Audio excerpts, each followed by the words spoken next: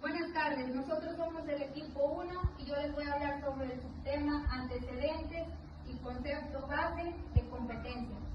La llamada sociedad de la información, con sus implicaciones en las formas de organización social y cultural, ya glosadas ampliamente por Manuel Castells.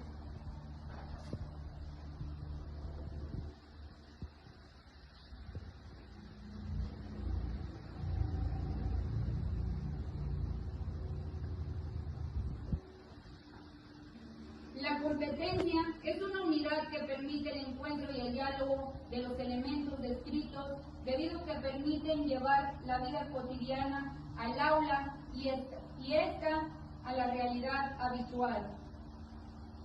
María, Anthony y Claudia ubican las competencias como un tema clave en la articulación educación-trabajo.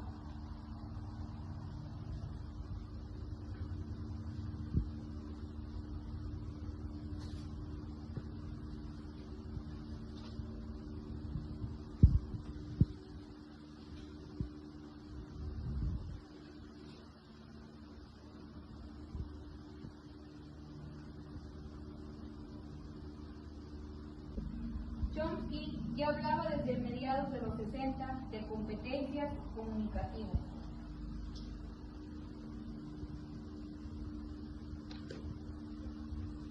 James Hines agrega que la competencia considera como base el conocimiento, pero se amplía al abordar la habilidad para usuario en contexto.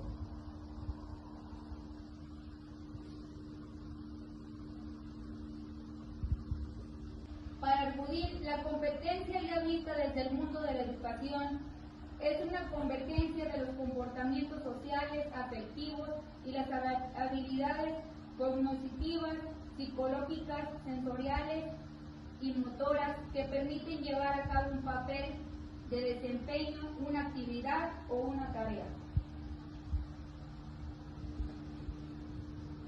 Existen 4 saberes.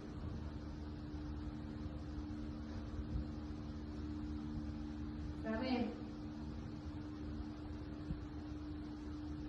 el de hacer, el saber ser,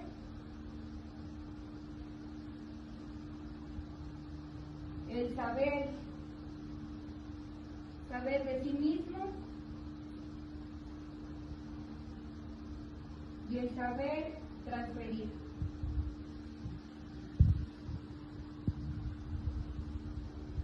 Para Ignacio Montenegro, en las competencias tiene que existir un nuevo saber, que es ser competente, es saber hacer y saber actuar.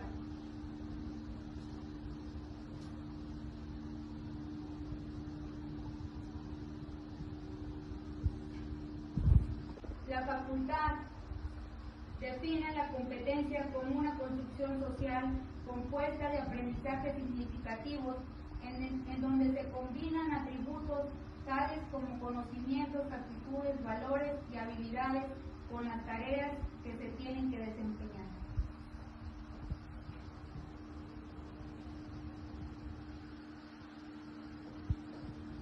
Malpica Jiménez lo define como el desempeño, como la expresión de los recursos puestos en juego para el desarrollo de una actividad en la que se sabe las situaciones en las que dicho desempeño es relevante, pertinente y oportuno.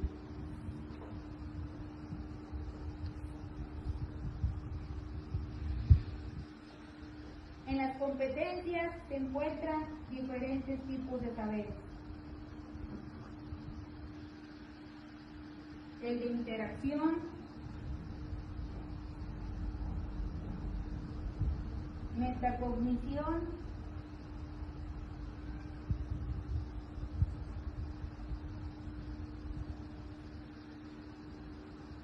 reflexión y funcionalidad.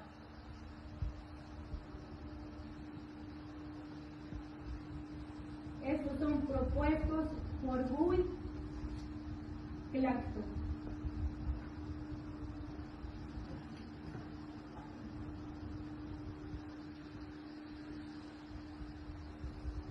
Robert Marzano integra percepciones y actitudes adecuadas para el aprendizaje.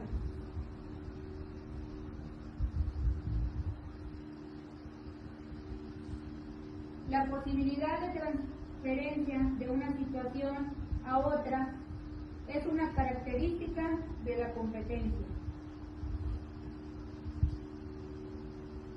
Para terminar, hace mención de una pregunta: ¿cómo saber si una persona es competente? Quizá nunca sea del todo, pero un elemento clave son los criterios pretendidos como cualidades que deben tener las evidencias para determinar niveles de desarrollo de dichas competencias. Gracias.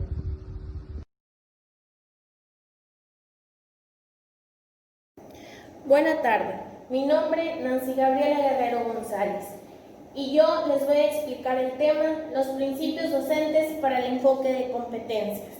Los principios educativos que planteamos en los hallazgos del trabajo docente son el producto del análisis como punto para la reconstrucción.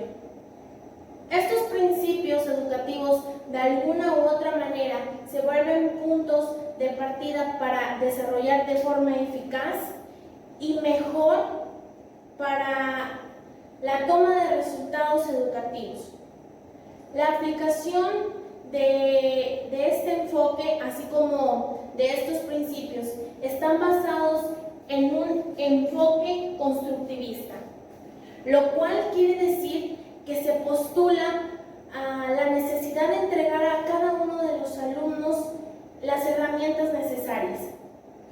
Es como decir, o de tal modo, que un profesor integre su desempeño como docente.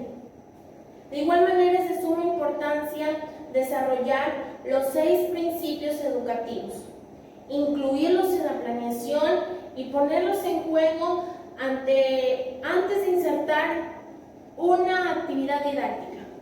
Y por supuesto, considerarlos para la evaluación educativa y para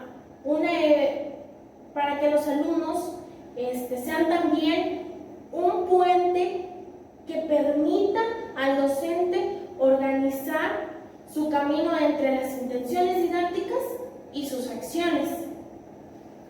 Un profesor orienta su planeación al desarrollo de competencias de cada uno de los alumnos. Él cuidará, o nosotros como docentes en formación, tendremos que cuidar que todo lo que sucede en clases, como por ejemplo las actividades, los temas, las intervenciones, las tareas, las evaluaciones, tengan que ver con la materia. Por decirlo, que el alumno reflexione el desarrollo y que explique el desarrollo de cada una de las materias. Así el alumno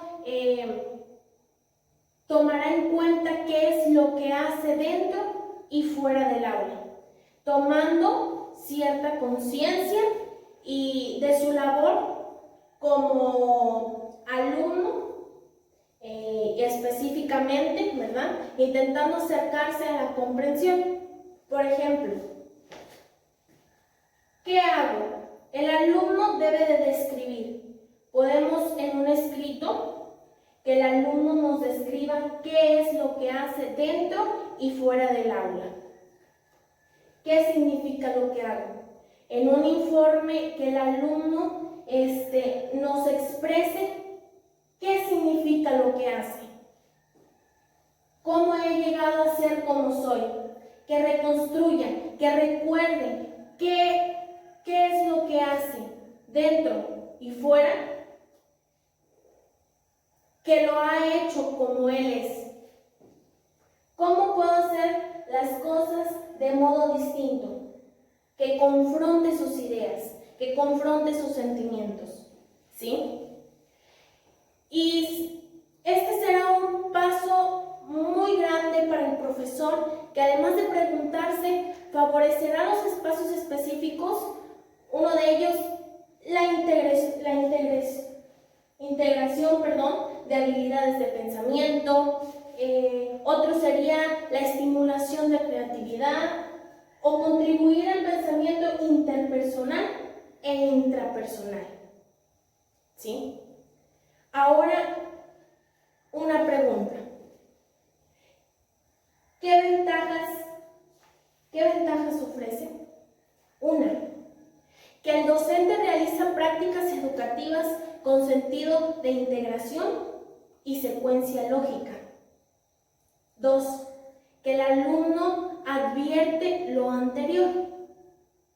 Tres, que facilita la planeación-acción al pensar integrar solamente acciones educativas, comentarios, discusiones, problemáticas, actividades, contenidos y, como ya lo había dicho, discusiones. 4. Ayuda al alumno y al profesor a tener en cuenta sobre el sentido de lo que sucede dentro y fuera de la institución o del aula y preguntarse, ¿esto tiene que ver? Que los alumnos también reflexionen que si lo que hacen está bien y si tiene algo que ver.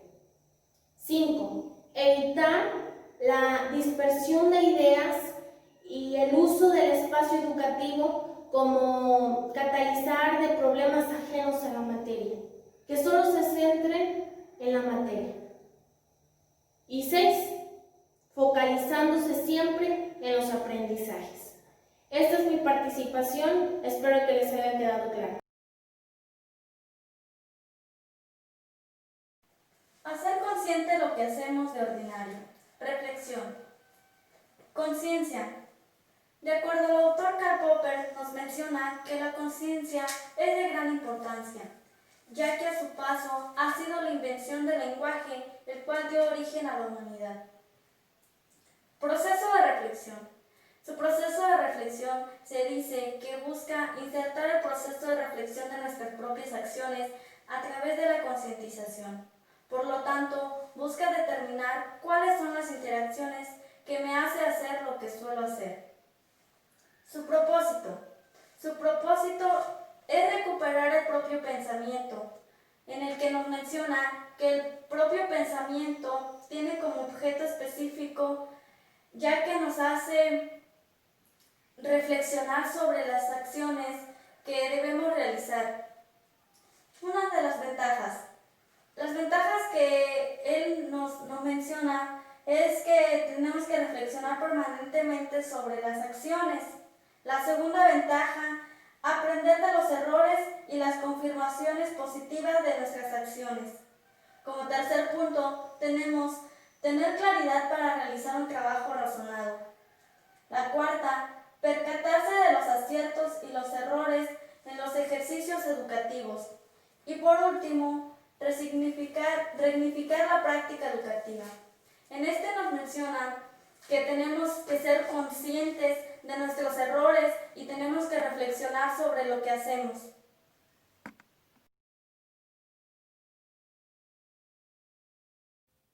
Bueno, yo les hablaré sobre el cuestionamiento permanente. Elaborarnos preguntas en torno a lo que hacemos, cómo lo hacemos, qué resultados produce lo que hacemos, qué supuestos subyacen a nuestras acciones y cuáles son las interacciones reales de lo que operamos dentro del aula. Cuestionarnos sobre los mensajes formativos y valores que no solo transmitimos, sino que nos ha tocado vivir en el sistema educativo formal y los procesos educativos informales. Pueden acercarnos a los propósitos que pretendemos alcanzar y sobre todo a lo que los alumnos manifiestan como una necesidad formativa a valorar. Ahora bien, ¿qué ventajas nos ofrece el cuestionamiento permanente? Bueno, el cuestionamiento permanente nos brinda ventajas como especifica y dimensiona situaciones por atender, atiende las necesidades y los reclamos educativos y comprende situaciones educativas. Consideremos que el proceso educativo formal es el que se lleva a cabo dentro de la institución escolarizada de manera planeada, y el proceso educativo informal es el que se puede dar tanto en las instituciones escolares como fuera de ellas. Sistematizar. Para sistematizar, podemos elaborar cuadernos de notas, ideas representativas de lo que hacemos, organizar nuestros supuestos y cuestionamientos. Son un insumo para el análisis y la investigación permanente. Escribir lo que pensamos, sobre lo que hacemos y sobre lo que los alumnos manifiestan como desempeño educativo a través de apuntes o diarios de campo. Constituye un insumo a partir del cual pueden sistematizarse las confirmaciones positivas y los errores de nuestra práctica docente, para finalmente evaluar y reconstruir dicha práctica y ejercicio docente y coherente frente al grupo. ¿Qué ventajas nos ofrece sistematizar? Sistematizar para poder analizar, conocernos más, conocer al alumno, acercarnos a la realidad. Otras ventajas son aprender del error, reconstruir aprendizajes, repetir aciertos, evaluar resultados, medir para controlar, entender su posibilidad de cambio, visualizar estrategias de transformación y mejora, hacer más eficiente el proceso educativo desde una perspectiva para la reconstrucción de aprendizajes.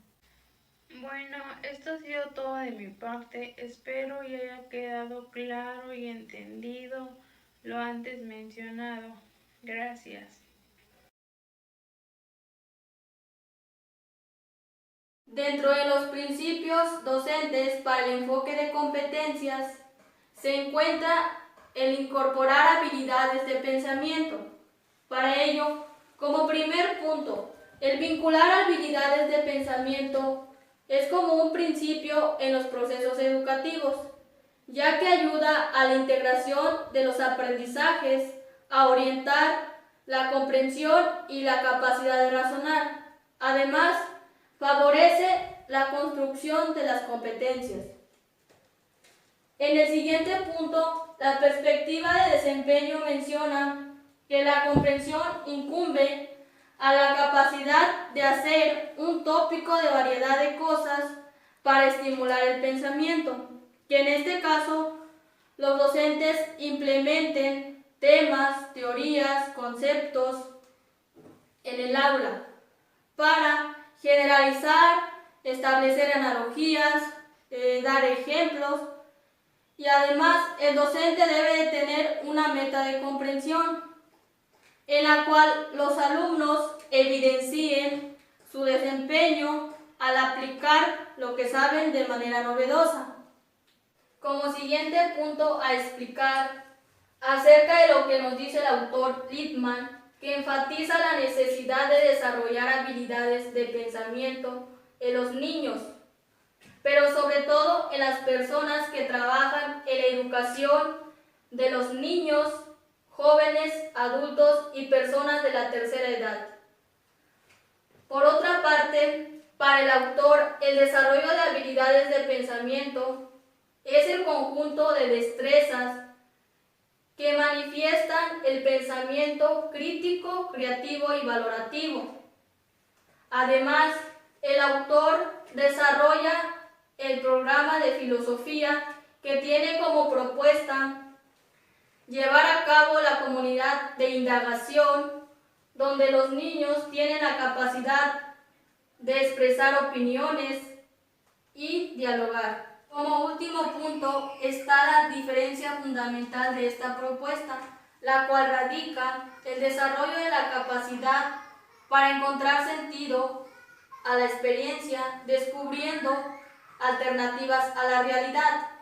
Para ello, trabajando en la incorporación de las habilidades de la enseñanza del comportamiento, encaminado hacia el pensamiento filosófico, hacer preguntas, dar respuestas, saber escuchar, y ya con ello se mejora el ser de persona, el ser alumno, el ser profesor. Además, tener la arquitectura de pensamiento, desarrollar la capacidad dialógica en expresiones verbal y no verbal, y asimismo desarrollar el pensamiento creativo y productivo.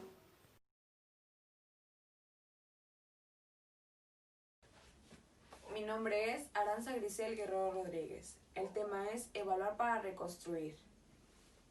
Evaluar para reconstruir nos ofrece oportunidades más resultados, y esto nos brinda procesos formativos. Como también podemos encontrar nuevos enfoques educativos, al igual que transformaciones permanentes. Esto quiere decir que son aprendizajes a largo plazo o permanentemente. Esto también nos ayuda a que los alumnos busquen posibilidades y otras perspectivas. Con esto podemos ayudar a que ellos se autoevalúen o hagan una reflexión sobre cuáles son sus debilidades y cuáles son sus fortalezas. La ventaja que esto ofrece es aprender de la construcción de todo el proceso vivido, conocer los resultados educativos y procesos que nos llevaron a ellos, modificar las prácticas de manera pertinente, aprender de los éxitos pero también de los errores, convertir las vivencias en experiencias a través de una actitud reflexiva, saber que toda acción en el aula es susceptible en mejorar la función del propósito educativo.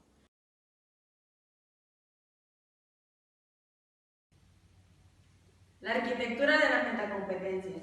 La arquitectura de las metacompetencias se divide en planeamiento por objetivos y planeamiento por competencias. Los objetivos nos hablan de lo que se imagina que en el futuro podrá ser el alumno en un plano analítico. Por otro lado, las competencias enuncian el presente lo que es capaz de realizar un alumno en un plano pragmático.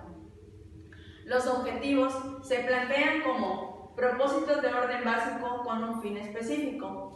Mientras tanto, las competencias pretenden alcanzar metas educativas, incluyendo las integrales, que conjugan saberes complejos, las diversificadas, que desarrollan las 4 áreas de las competencias como el saber hacer, el saber ser, saber y saber transferir. Y por último, las específicas, que son todos estos saberes vinculados y soportados entre sí. Modelo de representación de la arquitectura de las metacompetencias docentes. Aquí se incluye la metacompetencia para el desarrollo curricular, la metacompetencia para la puesta en práctica y la metacompetencia para la evaluación de los aprendizajes.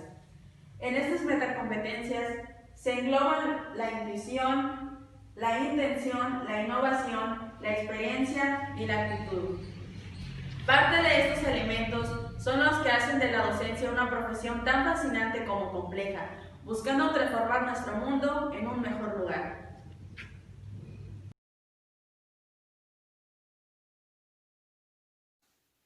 Buenas tardes, compañeros. Mi nombre es Juan Ramírez Ascón. El tema que me tocó exponer es la metacompetencia para la evaluación de los aprendizajes.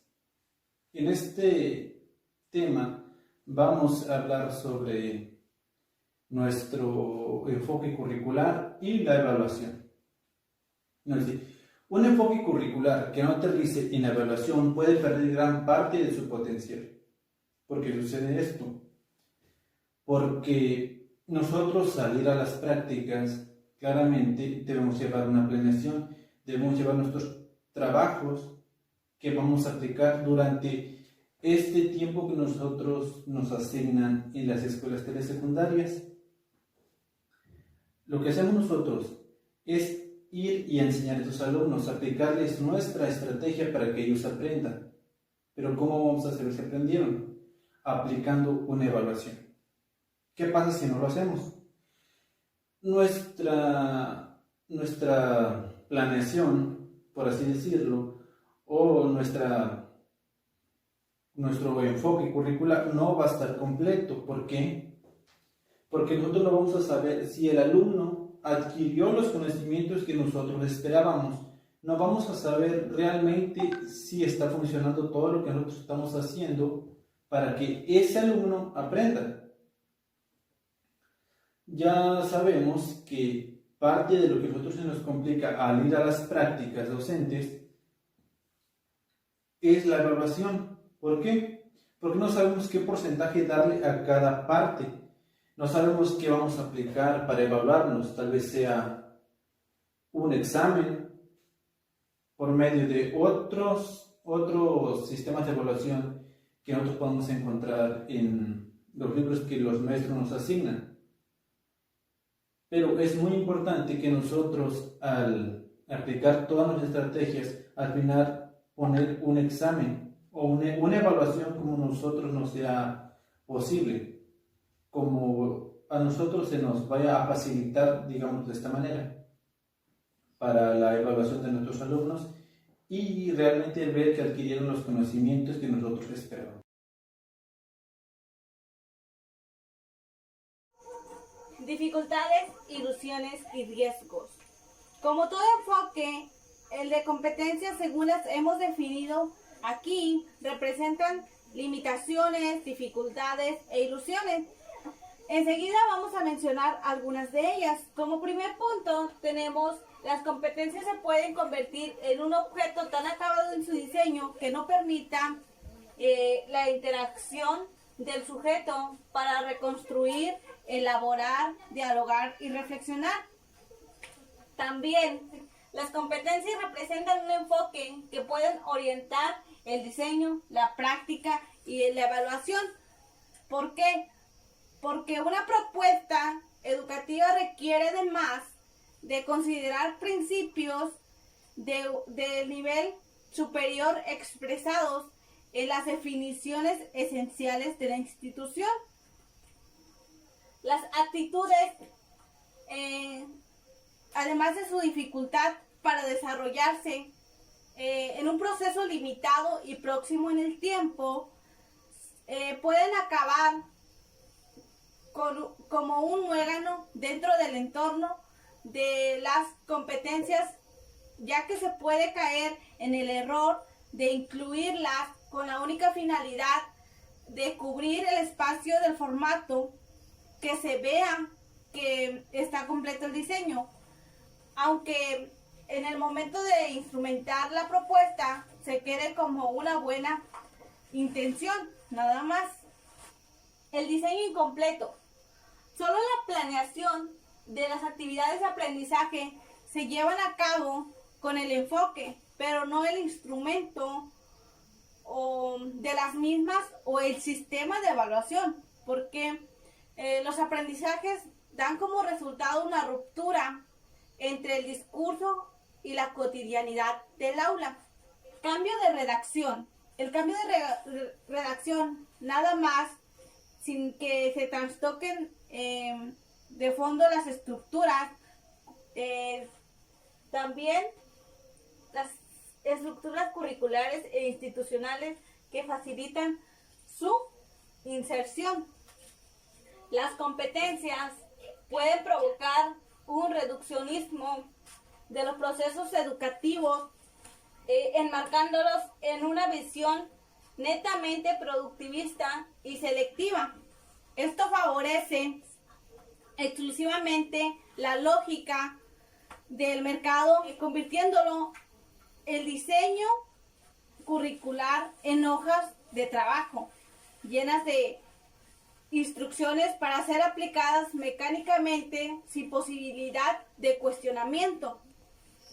Las competencias corren el riesgo, si se reduce su alcance, de convertirse en modalidades del pensamiento, a que es la traducción en términos ideológicos con pretensión universal de los intereses de un conjunto de fuerzas económicas, en particular las del capital internacional. Tenemos un autor que es Ramonet, que él decía que se puede plantear la idea de que solo hay una forma de hacer las cosas y solo una es legítima. Esto favorece exclusivamente la lógica del mercado, convirtiéndolo el diseño curricular en hojas de trabajo llenas de instrucciones para ser aplicadas mecánicamente sin posibilidad de cuestionamiento. Las competencias corren el riesgo, si se reduce su alcance, de convertirse en modalidades del pensamiento, a que es la traducción en términos ideológicos con pretensión universal de los intereses de un conjunto de fuerzas económicas, en particular las del capital internacional. Tenemos un autor que es Ramonet, que él decía que se puede plantear la idea de que solo hay una forma de hacer las cosas y solo una es legítima.